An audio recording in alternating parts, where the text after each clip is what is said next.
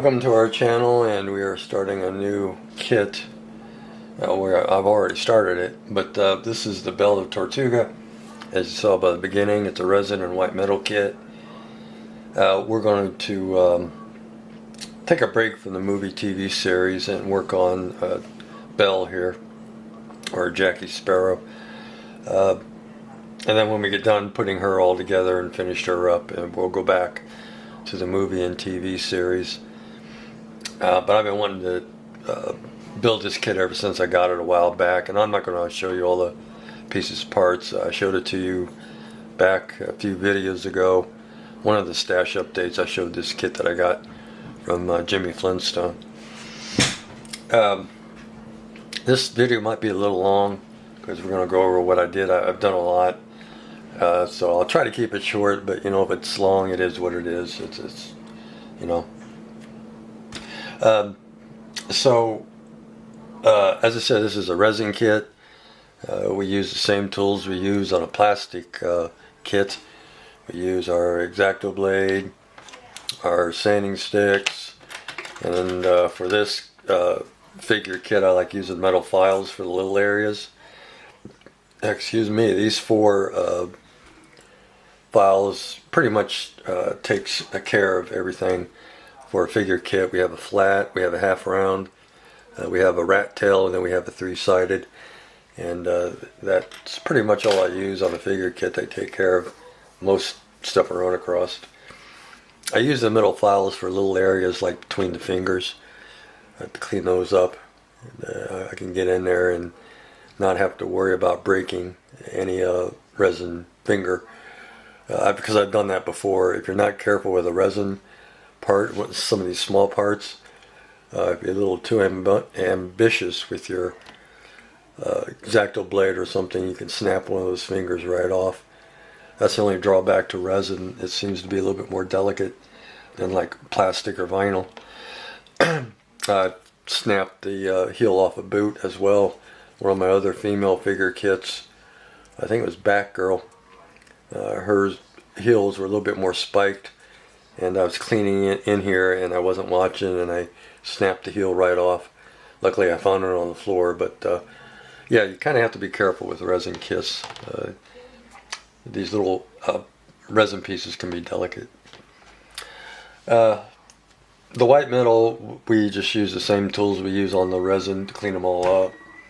I do have this knife sharpener I use on my X-Acto blade to kind of sharpen it up when it gets a little dull. It doesn't get it like the blade was when it was brand new, but it does sharpen it up a little bit, and it does give me a little bit more life out of the blade, and it seems to work pretty good. So I'll sharpen this up while I'm working on this kit. I sharpened it before I started working on it, and yeah, it does a pretty good job. So we've got, I started the bottom first because that's where we're going to do most of our modifications. This kit is kind of like a 2-in-1. You can build it like an X-rated kit where she's naked, or you can build like an R-rated kit where she's wearing a blouse and she has a loincloth. We're not going to be using that loincloth. It's a white metal loincloth. I don't know, when I think of pirates, I don't think of loincloths. So you know, that's not going to work. You know, when I think of pirates, I think of a black dog here in this kind of pirate outfit. That's what I think of, you know, the baggy kind of clothing. And you know, if she was a real pirate lady, she'd be wearing something similar to this, actually. Because there were real pirate women back in the day when pirating was a thing.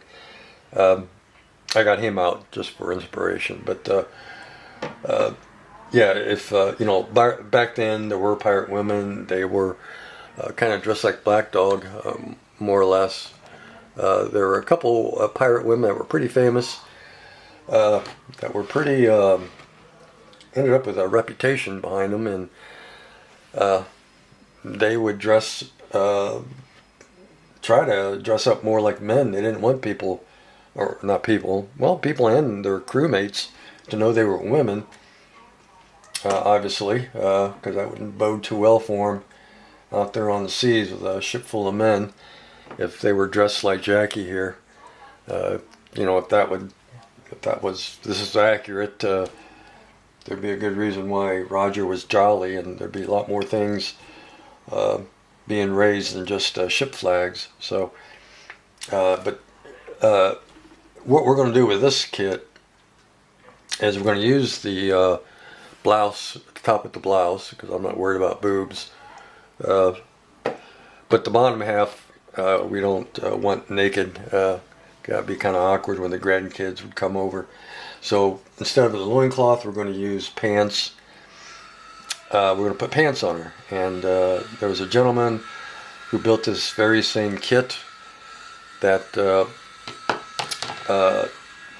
wrote an article on how he put pants on, and we're going to do that same thing based on his article and his idea, which I think is great, because when he got done with it, the kit looked really, really good. I thought it looked better with way better wearing pants than some stupid loincloth. And that would take care of our nakedness problem with the grandkids. So that's what we're going to do with ours. So I started working on the bottom piece, getting it all cleaned up. This kit, I think this kit must have been an end run kit. Towards, you know, the mold must have been towards the end of its life, because this kit's got some really bad mold lines. Of course, I've taken them off already on the legs, but yeah, it has some really bad mold lines, and there's pieces here where there's resin where there shouldn't be, like between the hand. This piece I haven't touched yet, like between the sword guard, the hand guard, and the hand, that's full of resin. So we'll have to get in there with a Dremel motor and a reamer bit, I guess, and ream out all that resin. As I said, this had some really bad mold lines going down the sides of the legs and boots, both inner and outer leg had them. I got most of them off here. I still got to work on this boot here where it has a real bad mold line. This boot here, between the heel and the boot, this is all full of resin. So I had to take out all that resin.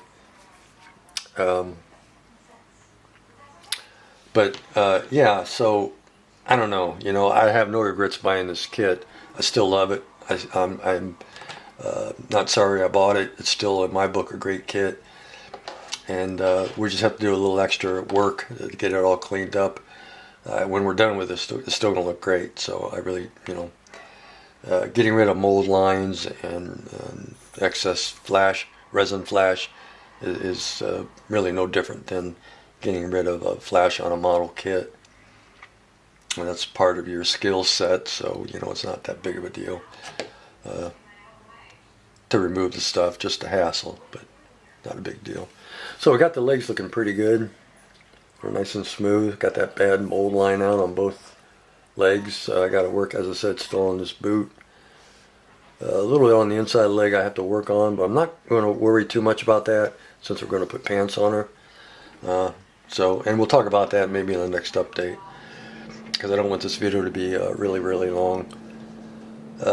Now, one of the problems I had with this, when I was cleaning the bottom half off, I noticed the feet, they didn't look right to me. It's like, man, that don't look right. So I put her on the base to kind of test fit her, and the feet were a mile off. This left foot goes on top of the lid here, and you can see a bare spot there where the foot goes. Well, out of the bag, or out of the box, I guess, when I would go to set her on the base to test fit the feet here, this foot was over here. It was like this. And it's like, well, that's not going to work.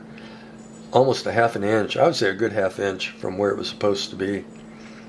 And this foot here was about 1/4 of an inch off its mark. So I'm like, well, that's not going to work. So now you can see it's right where it should be. And that's because I used the same technique I use on vinyl kits, and that is hot water. And I'm going to put a picture up of this foot here so you can see how it was and how it is now. Well, let me try to figure out where the picture is going to pop up on the screen. Let's put this over here, I guess. But you can see the difference between the before and after. it was really, really off. And all you do, you can use a heat gun too. I like using hot water because I have better control.